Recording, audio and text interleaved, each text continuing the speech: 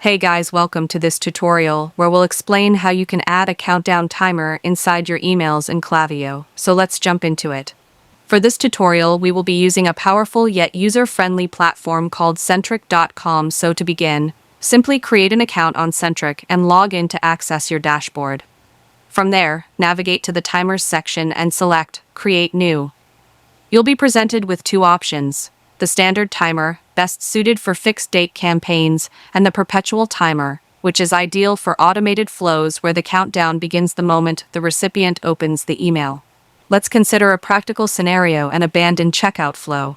Suppose you want to encourage customers to return to their cart by displaying a message like, "Only 24 hours left to complete your purchase."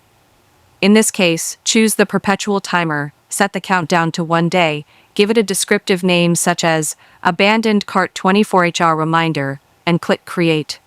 Your timer will now be generated and ready for use. For promotional campaigns with a specific end date, say a Cyber Monday sale, you'd opt for the standard timer instead. Name it something like Cyber Monday 2023, adjust the time zone, for example, New York, set the deadline to midnight on November 27th, and finalize the timer. Once your countdown is created, Centric allows you to fully customize its design.